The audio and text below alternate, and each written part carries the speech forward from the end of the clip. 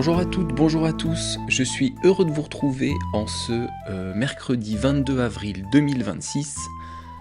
Aujourd'hui, comme vous avez pu l'entendre avec la musique, on va parler d'une fable de La Fontaine. Une fable aujourd'hui qui n'est pas très longue. Elle ne fait que 10 lignes où on a dedans 4 lignes de morale et 6 lignes de fable avec l'histoire concrète. Ça fait longtemps que je vous ai pas parlé d'une fable de La Fontaine, donc je suis assez content d'y revenir aujourd'hui. Alors, cette fable de La Fontaine, elle s'appelle Le chien qui lâche sa proie pour l'ombre. Je vais vous expliquer bien sûr les mots de la fable. Comme d'habitude, je vous lis la fable doucement, la fable originale de La Fontaine. Ensuite, je vous explique chaque ligne, les expressions, les mots, les verbes qui sont un peu difficiles, qui sont compliqués à comprendre. Je vous explique bien sûr la morale. À la fin, je vous relirai la fable à vitesse normale et ensuite une version plus simple, une version que j'ai créée pour vous, pour que vous compreniez bien la fable. Je vous répète, le titre c'est Le chien qui lâche sa proie pour l'ombre. Vous pouvez retrouver cette fable bien sûr sur internet. Vous pouvez retrouver la transcription intégrale de la fable et de ce que je dis sur mon site Patreon où vous pouvez vous abonner. C'est un moyen de soutenir, de me soutenir, d'aider ce podcast et vous aurez accès à des podcasts exclusifs et à toutes les transcriptions écrites de mes podcasts et plus particulièrement des fables de La Fontaine. Et maintenant, on commence avec la première ligne. Ah non, pardon. Je commence d'abord à vous lire la fable en entier, et ensuite on fera ligne par ligne. Allez, on y va. Le chien qui lâche sa proie pour l'ombre, par Jean de La Fontaine. Chacun se trompe ici-bas. On voit courir après l'ombre tant de fous qu'on n'en sait pas la plupart du temps le nombre. Aux chiens dont parle Ésope, il faut les renvoyer. Ce chien, voyant sa proie en l'eau représentée, la quitta pour l'image et pensa se noyer. La rivière devint tout un coup agitée. À toute peine, il regagna les bords et n'eut ni l'ombre ni le corps. Et voilà, la fable est finie. Vous voyez, c'est très rapide. Il n'y a que 10 lignes, donc je vais vous expliquer tout ça. Alors, on va parler, eh bien pour le début, bien sûr, de la première ligne. Chacun se trompe ici-bas. Alors ici, on a plusieurs choses à expliquer. La première chose, c'est chacun. Chacun ici, ça veut dire chaque personne. La plupart des personnes, la plupart des gens. On peut donc parler de tout le monde, c'est une généralité. On nous dit chacun se trompe ici-bas. Se tromper, c'est aller dans la mauvaise direction. C'est faire une erreur. Et ici-bas, ça veut dire sur Terre, dans la vie réelle. Quand on dit ici-bas, ce sont des choses qu'on fait sur Terre, contrairement peut-être au paradis ou à l'enfer. Ici-bas, on parle du concret, on parle de la vie de tout le monde. Donc ici, dans la phrase « chacun se trompe ici-bas », on nous dit « la plupart des gens se trompent ». La plupart des gens sont dans l'erreur. Et on va voir après qu'ils se trompent à propos de quoi, ou qu'ils sont dans l'erreur à quel sujet. Ligne numéro 2, on voit courir après l'ombre. Alors ici, je vous explique ce que c'est une ombre, mais on va en fait mieux l'expliquer dans la suite de la fable. L'ombre, c'est quelque chose qui se projette grâce au soleil. Si vous vous tenez droit, debout, face au soleil, derrière vous, il y aura votre ombre.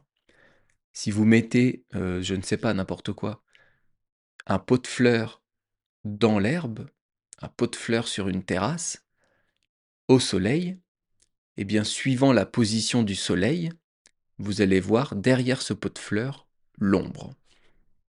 Donc ici, la phrase, on nous dit on voit courir après l'ombre, et ligne 3, tant de fous qu'on n'en sait pas, ligne 4, la plupart du temps le nombre. Je vous ai dit les 3 lignes en même temps parce que c'est une seule phrase. Je vous l'ai dit en une fois. On voit courir après l'ombre tant de fous qu'on n'en sait pas la plupart du temps le nombre. Alors, ici, on parle de personnes qui courent après une ombre. Et on appelle ces personnes des fous. Eh bien oui, si vous êtes, dos au soleil, vous allez voir votre ombre devant vous. Vous pouvez essayer de rattraper votre ombre en courant. Mais plus vous allez courir, plus votre ombre va se déplacer. Donc on ne peut jamais attraper son ombre. Donc les personnes qui essayent cela sont appelées des fous. Mais en fait ici c'est une image. Les 4 premières lignes ici, ce sont les lignes qui constituent la morale. La morale dans cette fable, ce n'est pas d'essayer de courir après son ombre. La morale dans cette fable, c'est qu'il faut se contenter, il faut savoir apprécier ce qu'on a. L'image de courir après son ombre, c'est l'image de courir après quelque chose qu'on n'a pas, quelque chose qu'on voudrait peut-être pour être plus heureux. La morale de cette fable, c'est en fait de réussir à apprécier sa vie, à aimer sa vie, à être heureux, sans vouloir toujours plus, sans vouloir quelque chose d'autre. Donc entre l'image de nous et de l'ombre, en fait nous, c'est notre vie, c'est ce qu'on a, et l'ombre, c'est ce qu'on n'a pas, c'est ce qu'on voudrait. Donc La Fontaine nous dit ici que que la plupart des gens sont dans l'erreur. Les personnes ne savent pas apprécier ce qu'ils ont, et beaucoup de personnes veulent des choses qu'ils n'ont pas en pensant qu'ils vont arriver à être heureux. Donc ça, c'est la morale. En gros, c'est il faut savoir apprécier ce qu'on a. Il ne faut pas vouloir toujours plus. Et la morale dans cette fable, elle est au début.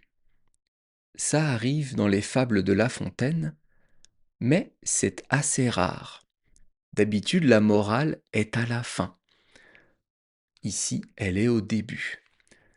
Donc là, je vous ai expliqué les 4 premières lignes de la fable. À partir de la ligne 5, l'histoire de la fable commence.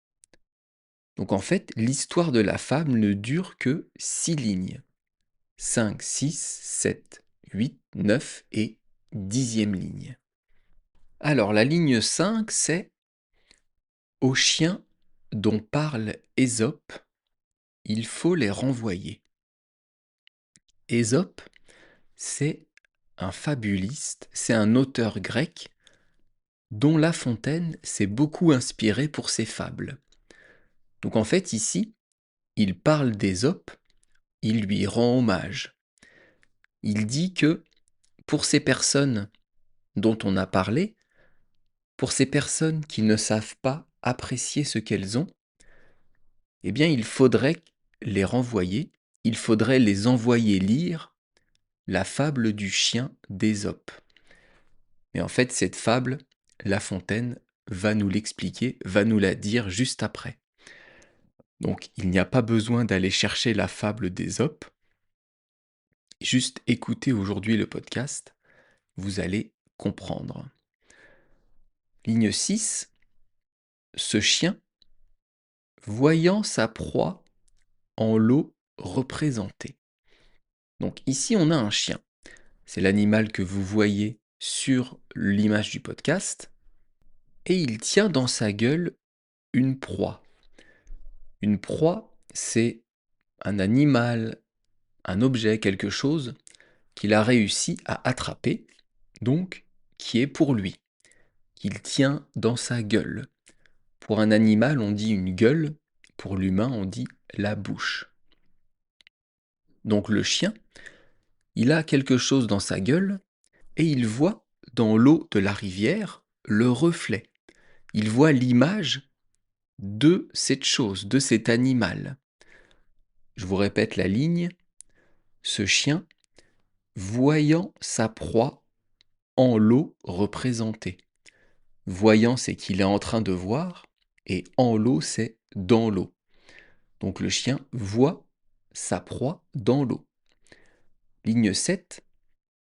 La quitta pour l'image et pensa se noyer. Le chien, il voit l'animal dans l'eau, l'image de l'animal dans l'eau, et donc il fait quoi? Il lâche sa proie et il saute dans l'eau pour essayer d'attraper l'image de sa proie, pour essayer d'attraper un reflet, ce qui évidemment ne sert à rien. C'est pour ça qu'on nous dit après dans la ligne « et pensa se noyer ». Pensa ici, c'est le passé simple de penser, et là on a une forme intéressante. On a une forme penser plus infinitif. Ça veut dire qu'on a failli faire quelque chose. On pensait faire cette chose, mais on ne l'a pas fait. C'est faire en fait presque quelque chose. Je vous donne un exemple. Je pensais manger quand quelqu'un sonna à la porte. J'allais commencer à manger, j'essayais de manger quand on sonna à la porte.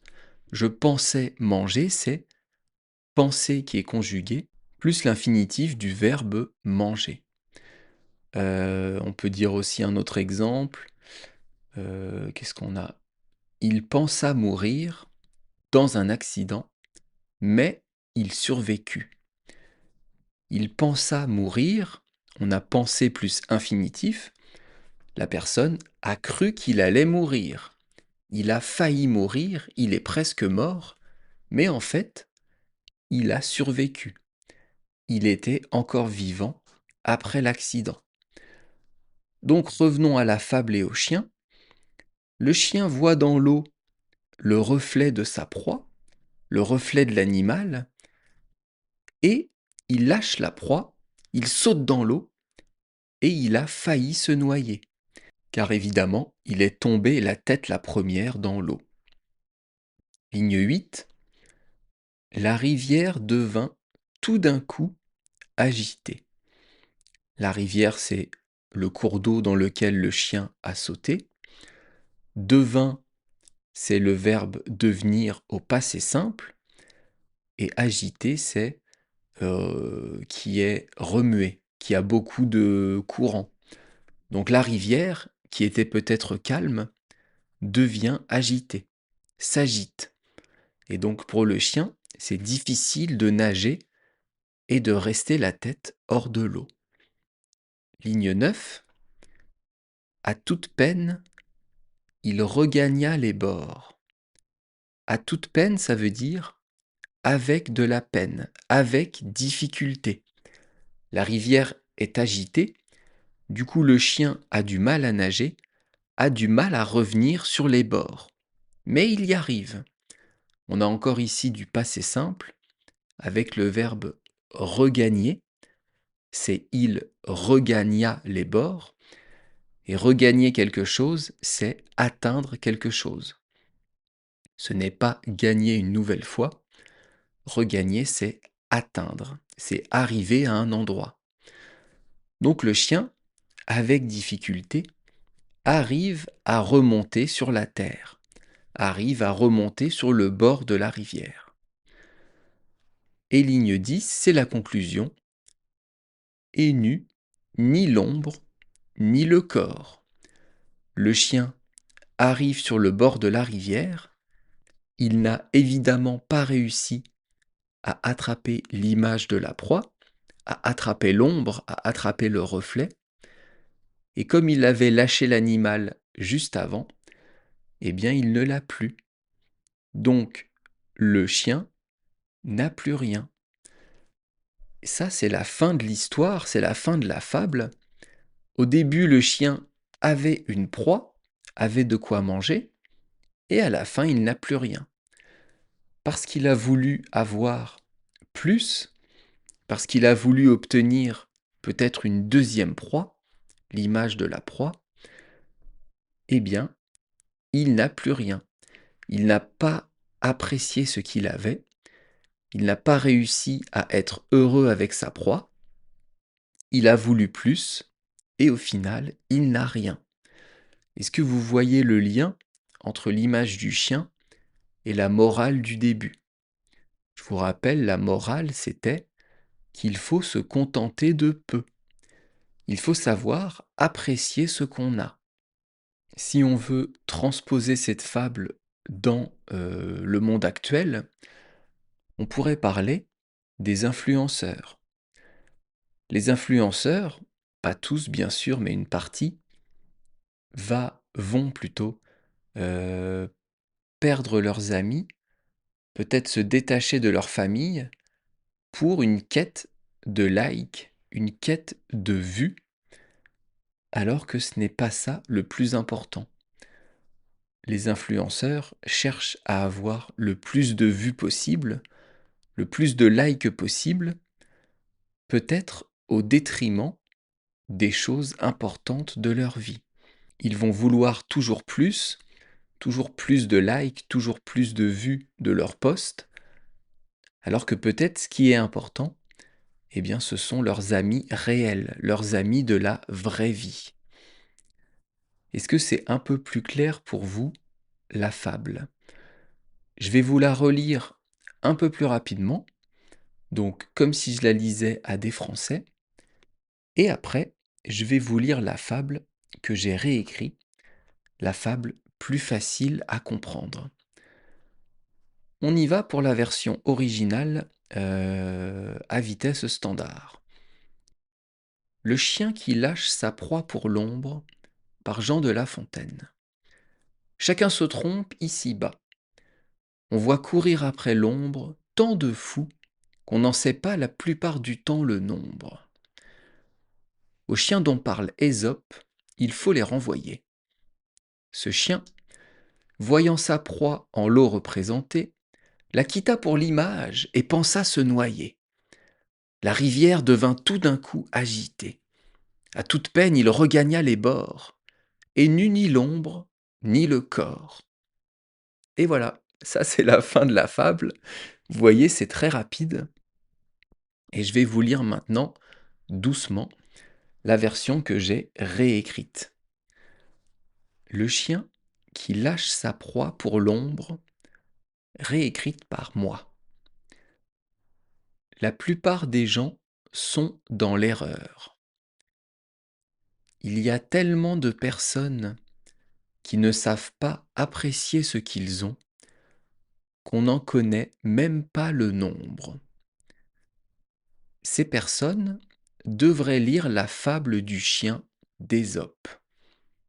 Ce chien, voyant dans l'eau l'image de sa proie, lâcha sa proie pour attraper l'image et faillit se noyer.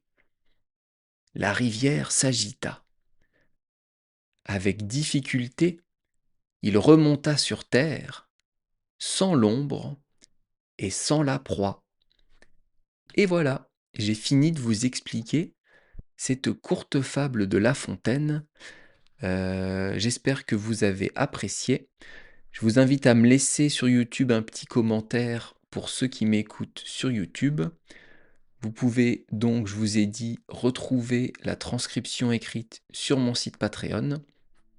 Et dans un mois, sur mon site internet françaisfacileadrien.com. Je vous invite d'ailleurs à aller le visiter. Il y a pas mal de choses. Et nous, on se retrouve donc demain pour un nouveau conte du Japon et dimanche pour un nouveau podcast. À bientôt. Bye bye, hasta luego. Et la lera, matane.